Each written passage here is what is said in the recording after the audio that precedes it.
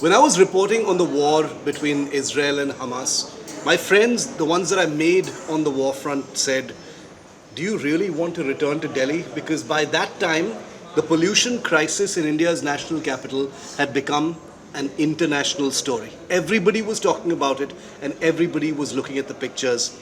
And by the time I landed in Delhi, an hour into my landing, I already had a bad throat and bad lungs. And I'm sure I speak for my colleagues and friends here as well, Nalini, Akshita, and Sneha, that all of us now, after a few days of this pollution, suffer from either a cough or a cold or a sore throat or a lung ailment or an upper respiratory infection, if not all of the above. Now, we're still standing and we're still talking about it because this has become an annual feature of the national capital region. We've internalized it, we've normalized it. As journalists, we don't have a choice, we've got to report it, but we also need to ask some very, very difficult questions about whether our death warrants have been written by a political class that doesn't appear to give a damn, or maybe worse, doesn't know how to solve this issue. I'm going to start with our health editor, Sneha, who's been looking very deeply into this entire issue. Sneha, crop burning is not new, construction is not new, traffic pollution is not new, dust pollution is not new. We know where this is coming from, whether it's the crop burning or otherwise, but I want to focus on that aspect of it because promises have been made, but nothing has been done. Well, absolutely. So when we had the Congress government in Punjab or previous other governments, BJP, Akali Dal, then the government in Delhi would put the blame on Punjab. Now we have an AAP government in Delhi and AAP government in Punjab. What are they doing about stubble burning? Promises have been made, but we've seen that farm fires, though they've come down by 50%, still continue to be above 17,000 in this season alone. And farmers are in fact bullying government officers like we've seen in that particular viral video. So farm fires, like you said, isn't new, but the conditions at this time of the year are just, just right for the air to be trapped, and that's the reason why the pollution levels go so high up. But let me also tell you, Shiv, that Delhi's air, like air in major Indian cities, is actually polluted throughout the year. It's just that it's not so in your face, it's not pungent, we don't see it, we don't feel discomfort. So we think we are breathing, healthy air with decent levels of AQI, but that's not the truth. The truth is that only when we start to fall ill, when pulmonologists say that there are so many people coming, in days from now, I know my daughter is going to be on steroids. I just know it's going to happen. There is no other way out. And you speak with any parent, even in the newsroom, anybody who's got a younger child or a toddler, all children are suffering. I mean, 1 in every 3 children in Delhi have asthma. I mean, I think if this figure doesn't shock us, I don't know what will. I want to talk about the political aspect of it because, we live in a country where only the politicians can solve things. We've outsourced our health, our futures, our well-being to a bunch of elected representatives, which is normal in any democracy. But I think we can safely say, Akshita, that we've been probably fatally let down. 14,000 deaths in the last 1 year in NCR owing to respiratory ailments, obviously because of the pollution. We've seen Arvind Kejriwal make a promise saying we'll solve it in 1 year. We've seen the BJP and the central government act as if the Delhi NCR has nothing to do with them. And caught in the middle are people like you and me and millions of others. Very often, Shiv, and you'll hear this talk saying, as a society, we need to take note, we need to do something. But I do feel we need to hold our political class accountable because they've done nothing about what's happened. You had comments like, we don't have any data available, to which we can put out countless data here in India today to show everyone who's sitting in their high horse exactly what's leading to pollution. You've had comments, like you said, from Arvind Kejriwal saying in 2 years, we'll solve this. 2 years and counting, we have no solution. Stubble burning, yes, has come down, but has it been completely reduced or eliminated? Absolutely not. And to many who say it's not the biggest contributor, Shiv, step out of your homes, you step out of our office right now, and the smell that hits you is of smoke. Yeah. Now, don't tell me that that doesn't come from stubble burning. It very much does. And I feel we've been let down so hard by our political class that we've given up, essentially. Yeah. There's no way that Delhi's reputation is ever going to change. As the national capital, it's also completely smoked out. I remember when I moved in from Chennai here, there were 2 things everyone told me. They said, 1, it's not safe for women. 2nd, it's not safe to breathe. And it's not changed. I think every one of us, we wake up every morning, look out of our window and say, it's better today. Because we've forgotten what it looks like when You know, you can have a normal day, blue Be able to skies. see anything at all. Yeah, you don't see blue skies, and I think anytime you fly out of Delhi, you'll see that haze, that thick layer of smoke. Yeah. You can blame weather to a certain extent, Yeah. but I think that nothing has been done by our political class. And the comments that they make, it seems like, you know, they're rubbing salt in our wounds when they say things like, we don't have data, so we're not able to figure out where it's coming from. Yeah, it's one of the most common taunts that most people who live in Delhi NCR get when we're complaining about pollution or anything is, why don't you move? I know I speak for my colleagues here, and I know I speak for millions of people out there when I say that living in Delhi, used to be a choice because of the nature of our work. But I would ask anyone whether it's easy to move out of their city. Sneha doesn't come from Delhi. Akshita is from Chennai. I'm from the south as well. I moved to Delhi and I made a choice of that. Nalini has loved ones who live far away from here. So it's leaving Delhi is not an option. It has to be solved, and I'm wondering whether the rules and regulations that exist to solve this issue. The solutions are there, Nalini, but it's a question of enforcement. There are compulsions, there are sensitivities. Nobody wants to force farmers to do anything, and that's the reason why we're here. Well, Shiv, more than the enforcement, I think it is also a question of a political will. Yeah. Political parties across the spectrum, doesn't matter whether it's the party in the state or the party in the center, need to have some sort of a political will to fix this issue first. And it might seem like that this is an issue that comes up during the onset of winters from say November to February, but that's not the case. Only when these governments work all year round to find practical implementable solutions to fix this problem is when they can actually do it. And what we don't realize, and I feel personally that on every stage there has been an abdication of duty, there's been a dereliction of duty. They've not taken up their mantle to protect the citizens of the state and the country, the national capital nonetheless. The Supreme Court recently, when this matter had come up before the court, Justice Sanjay Kishan Kaul had said that the amount of pollution that's there in Delhi is going to have a huge impact on the coming future generations. In fact, just this morning there was a report that was playing on India Today that was talking about how babies who are in the mother's wombs are being impacted by the amount of pollution. Exactly. That are being impacted by the amount of pollution there is. So it's not just about now, it's not just about you and me, it's also about the future generations, what they will have to deal with. And because of the incompetence of the state government and the central government, I blame them both, because the Supreme Court categorically said that this is a policy issue. This is not something that the Supreme Court can tell them to implement unless and until they bring about a strict change in the policy and make some difference on the ground itself. There's nothing that anybody else can really do. So according to me, it's an issue of political will. Only when political parties move their heads out of the upcoming elections or how to come into power in each And we're state. always in election Exactly, mode. exactly. So this is Health about is never an election. this is about what I'm curious about, Sneha, because you cover the health sector very carefully. The politicians that we are complaining about right now and we're demanding answers from live in the Delhi NCR. Absolutely. They're breathing the same air.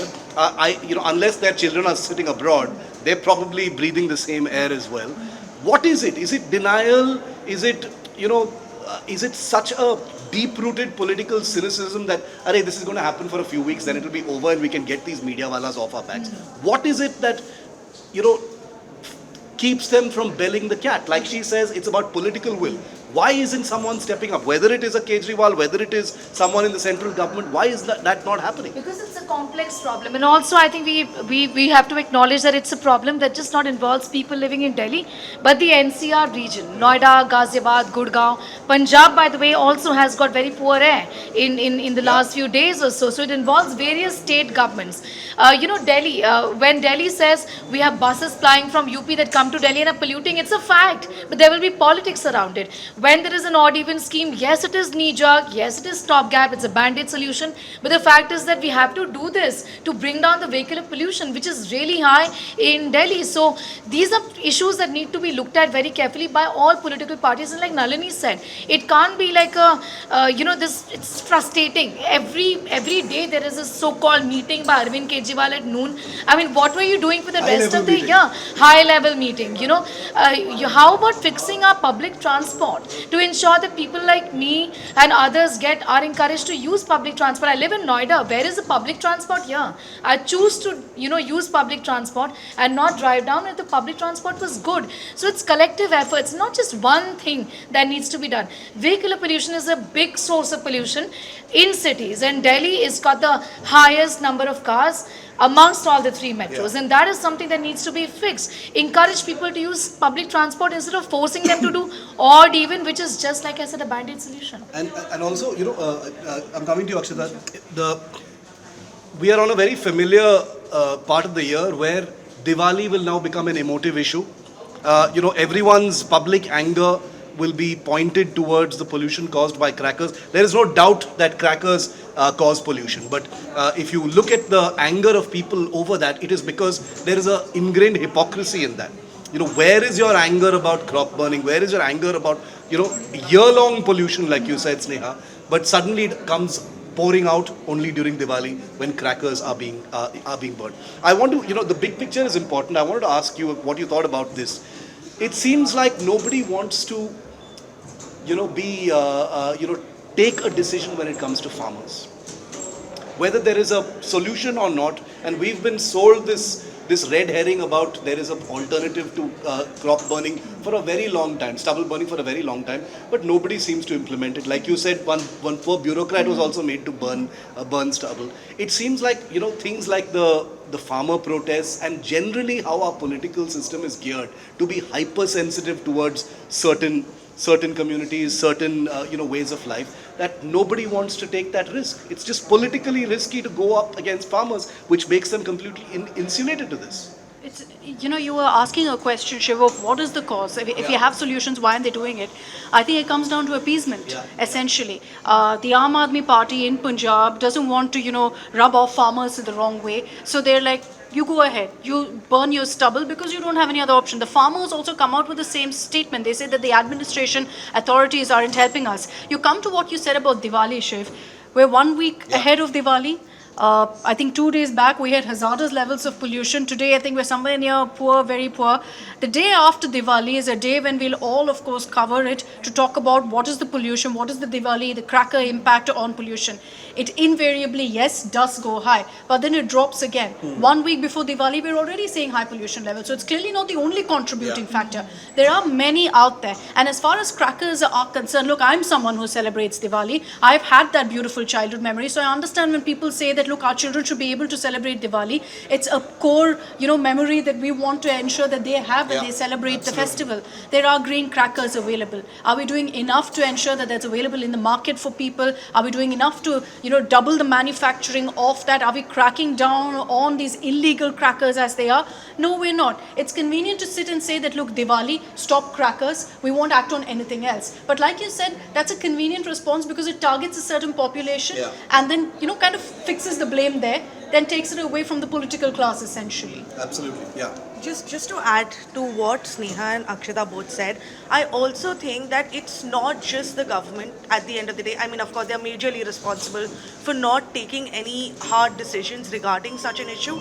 But I feel like also the citizens, we as the media, are all in a way also responsible because come Jan and February, everybody is going to forget about it until the winters come again Short-term next year. memory. Exactly. The news cycle moves so fast that there is no way that you can talk about pollution when you can't actually see pollution being an issue on the ground in front of your eyes. So as soon as the air clears up a little bit, everybody's again going to forget about it. The citizens are going to go back to their days as normal And as then if we remember again in October exactly. next year. And once this issue comes up again during this time of the year, that's when the courts are suddenly going to wake up, all of these meetings are going to happen.